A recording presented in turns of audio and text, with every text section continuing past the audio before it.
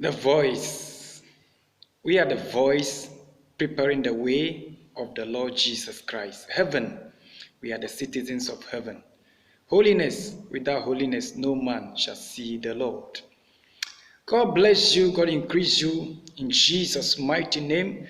Father, I pray, commit your people into your hands. I commit myself into your hands. The Lord, come and take absolute control of this medium. Speak to us and lead us to the end, so that at the end we give all glory. In Jesus' mighty name we pray. Amen. Brethren, may the Lord bless you. The Lord increase you in Jesus' mighty name. It is once again time for the word of God. Today, our memory verse is going to be 1 Corinthians chapter 3, the verse 1 to 3.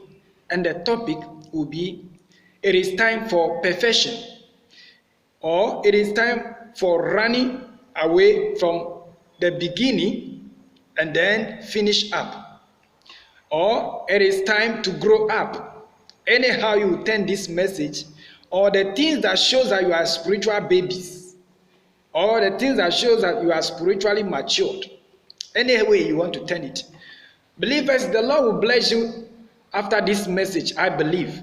And I want to give you a guarantee to call and ask questions. Those who receive this message on the voice platform, try and send your questions.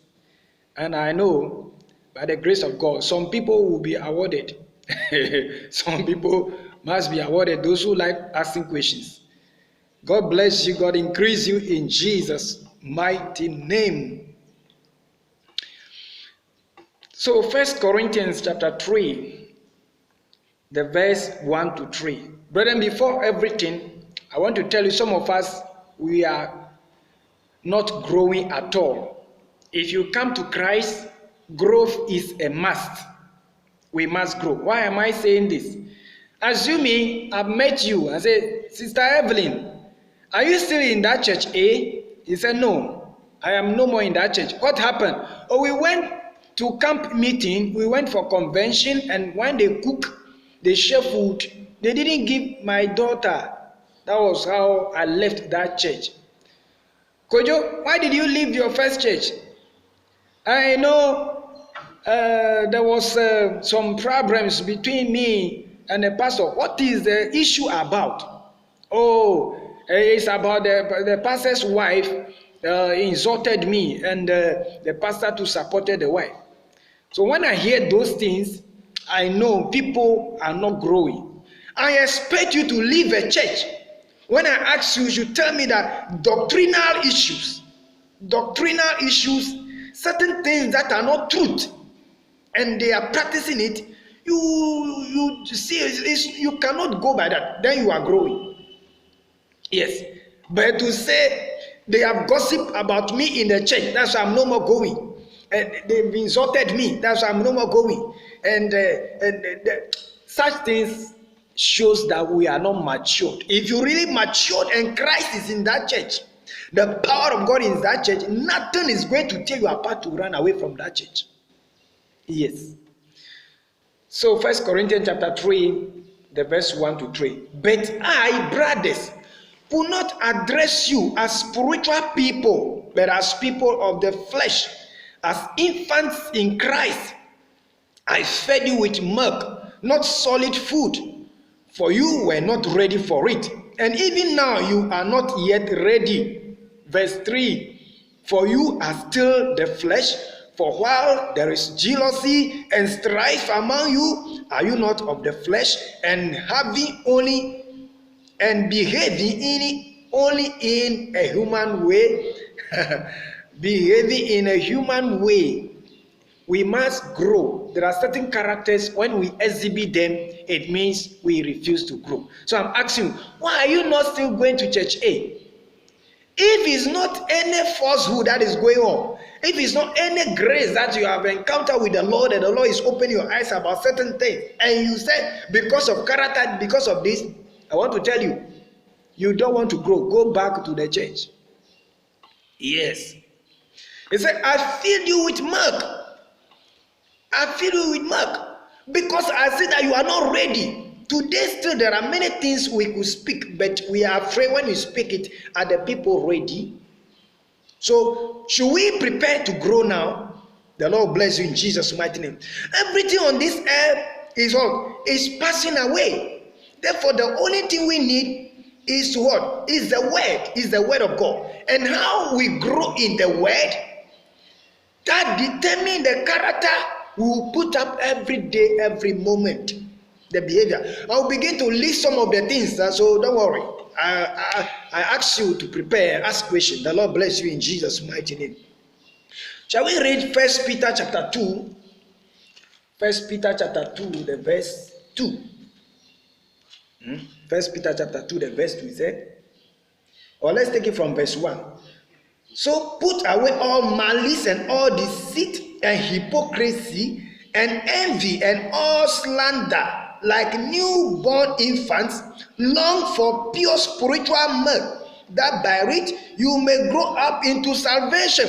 So the church, we started the church from the spiritual milk, like a laying on of hand, deliverance, salvation. Now we have reached university, and university message is coming. People say, no, we cannot leave Jesus, we cannot leave secondary school and be going for university. So people, as we are struggling for perfection, preaching university message in the college of God, people are still struggling in Jesus in class 1 things in basic school.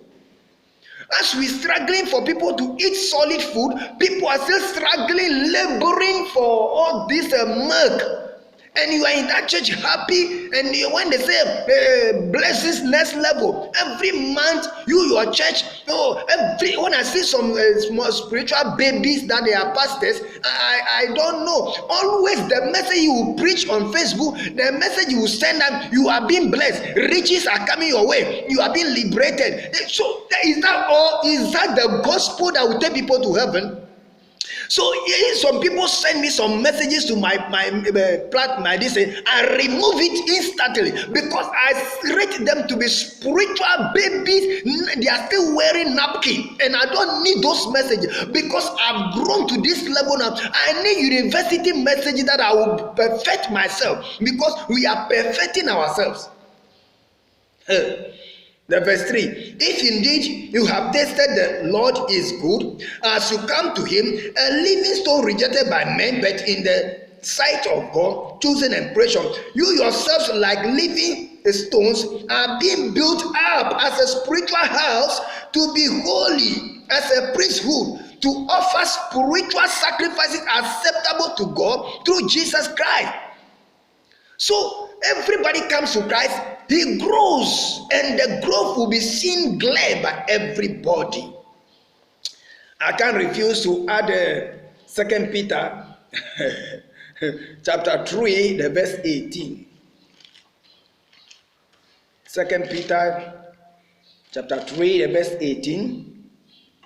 It says what?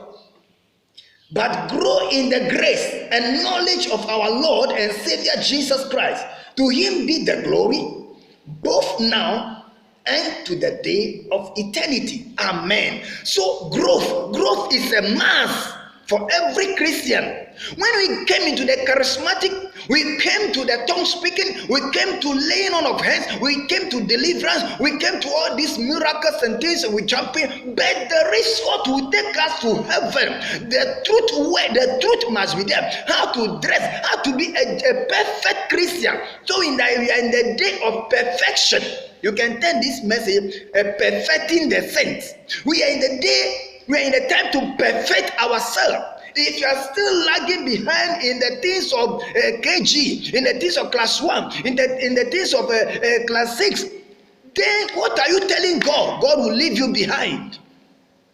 May the Lord have mercy on us in Jesus' name. Growth is a must for everybody. There are certain characters, when you come, then we know that you are immature. Many of us cannot identify ourselves and grow and improve upon ourselves. Improve upon our prayer life, our Christian life, our journey with Christ in every aspect of our life. We refuse to grow. Yes. But let me tell you, let me warn you, before I start to mention certain things that shows that you are grown or you are not grown.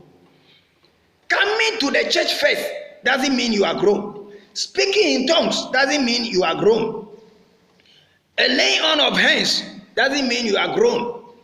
Being the founder doesn't mean you are grown. Being a pastor doesn't mean you are grown. Being an evangelist doesn't mean you are grown. Doing miracles doesn't mean you are grown at all. So be careful. If you see a spiritually grown person, you should know. Number one, what shows that you are spiritually matured or you are not spiritually matured? You have to run with me. If you want to make a note, take your pen, make note, and be going through. It's going to help you and I. Number one, spiritually matured Christians speaks the truth at all time. Spiritually matured Christians speaks the truth at all time. Number two, they don't always take offenses. They don't always take offenses. They are offended. Any little thing they are offended. No. Spiritually mature people don't go by that way. Number three, they are very quick to forgive. They are very quick to forgive. Number four, they are reliable. They are reliable. Spiritually mature Christians are reliable. If they say class 1, if they say 9 o'clock, whatever they say, they are reliable. Number 5, they are supportive. They support people in the ministry. And if you are doing something good, if you are going to school, they look at you, they'll support you.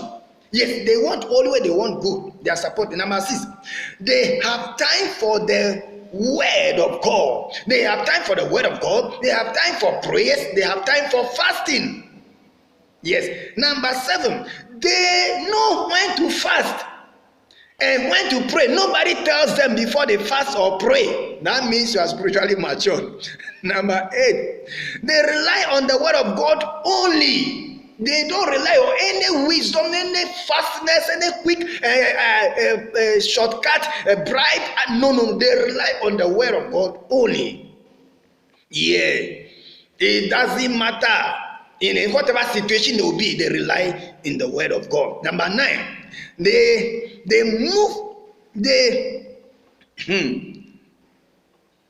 He said, the more they grow higher, or the more they are going higher in life, the more they become more humble. The more they become more humble. The numbers, I don't know how we so next they hardly defend themselves. They hardly defend themselves. I don't know if it's number 10 or number 11. They hardly defend themselves. So spiritually mature Christians, you see them going to defend themselves on television, defend themselves on the media, go and chatter some people to be speaking for them. I know there are some people, men of God, they are very secretive. They are very quick. They will go and chatter some people to be speaking for them on social media. They themselves will not come and speak. I'm not even talking about that one. If you are a true mature Christian and your church member is misbehaving, speaking against people on social media, you should quickly arrest that menace. You should quickly stop them. That evil, that vice. But if they keep quiet, they are not mature. The Lord bless you. The Lord increase in the mighty name of Jesus. They are quick to repent. If he has done something that is a sin, he will quickly come and pay restitution openly and repent. And everybody will know he has repented. That's spiritually matured people. Is it to number 12? I don't know. They seek peace and pursue it. They always seek peace. If they will be here, there will be peace on this staff. There will be peace in this family. They always want peace to reign. They don't want the court matter, the police matter, and all those police case and all those. No. They don't want that. Yes. And then they love people and they have compassion. Spiritually mature people, they love people and they have compassion. Next, they know when to talk and when to keep quiet. Because there are certain times if you are angry, if you talk now, you will spill some rods. You spill some venoms, some poisons, which will be bad, which will not be good, which will not be of a good taste. So you have to close your mouth. So they know when to speak and when to keep quiet. Next, they respect people and have people's feelings. They feel for people, they respect people, and they also put themselves into the shoes of the people. Next, they fear God. They fear God. When you say fear, the fear of God, if God says don't do this, they are afraid. If they are going to commit a sin, they are afraid. Not people who are dead in conscience. Next, they are content with what they have. They are content with what they have. So if you don't have these characters, you should know. If you see somebody can say, no, next year I'll buy this one. Somebody thinks it's me. It should be me writing this. It should be you who have got this title at this time. No. You are not content with what you have. You are only rejecting yourself. You are rejecting your own face, your own hair, your own character. And you are changing yourself, your skin. You are rejecting it. You are rejecting your nose. You're going to operate on it. You want to make it like a white lady or white woman. I don't know. You are rejecting your neck. Women will go and operate their own neck, their own back. They will change their buttocks. They will change their breast. You are not content. You, the Lord, will destroy you because you are not content. So spiritually mature people, they are content with whatever they have. They are content with their wives. They don't go and be looking for somebody's wife else. Now, again, they have good leadership skills. Spiritually mature people, they have good leadership skills. Yes. And they are not carried away by all teachings. They are not easily carried away by all teachings. A teaching that is not truth, a teaching that is not based on the Holy Spirit, they are not carried away. They will look at it, no, this teaching is on. But today, people refuse to grow. And if every bishop is preaching this one, if everybody are writing books on it, everybody jump into it, everybody thought it's the right thing. That is the right given by the Holy Spirit alone. They do not gossip. Spiritual mature people they don't gossip. Yes, they don't look down upon other people. You look down upon other people and gossip about them. They don't do that. Again, they don't compete with others. They don't compete with others. Again, they don't complain so much of issues. They don't complain. That is talking, everything they will talk. No, spiritual mature people don't do that. And then they are spiritually minded people. If something is happening, they weigh it in the spiritual realm. They always don't go on the physical side. They mind spiritual things. They consider spiritual things very important. Yes, they are spiritually minded people. And then next, they are full of wisdom. They are full of wisdom. Next, they give honor to whom it is due. If you see an anointed person, you should know. You cannot deal with a false prophet and go and be fooling yourself that you are giving honor. And they will instruct you to go and kill your own mother. You say you are giving honor to a false prophet. That is not giving honor. You give honor to whom is due. And what do they have? They are good followers. They follow people, and you really know that these people are following the issue. They are following Christ. They are not people like Judas Iscariot. Once it's time for us to hail our master, we would rather go. We would rather go and betray him. No, they are not like that. They have a spiritual. They have a sacrificial spirit. They have sacrificial spirit. They try to sacrifice. They try to sacrifice for Jesus, for the church, for the gospel, for the ministry, for the Christendom. They try to sacrifice. And also, they don't act holier than other people. They don't pretend to be holier than other people. No. Whatever they are doing practically, that is how they are. They don't pretend to be acting like holier than other people. No. Yes, that's spiritually mature people. So these are the things. They don't act holier. And their prayer life, their Bible reading, I spoke about them, very intact, very okay. So go on the list and check if really you are spiritually matured or you are spiritually babies. Ignorance is what is going to kill. If you are still ignorant, it means you are still a baby. And we must all come out from the sickness of ignorance. Because ignorance has led many of us into deception, and we are doomed. May the Lord have mercy on us. So now you have to check yourself. First Timothy chapter 4, the verse 1 says, in the last days there shall be many false prophets, there shall be many wrong doctrines, there shall be many things that will not be okay in the temple of God. Even the son of perdition shall take place in the church and post himself as God. So now you referring to men of God, but you yourself, you never refer to yourself a man of God. So are you a man of the devil? Are you a man of a monkey? You are also a man of God. So you must steady yourself and show yourself approved. 2 Timothy chapter 2, the verse 15. It says, steady to show yourself approved. A workman that need not to be ashamed, rightly dividing the word of truth. Yes, 2 Peter chapter 3, the verse 15 to 18 or so, or 20. It says, the words of Saul, which turned to Paul, are difficult to understand.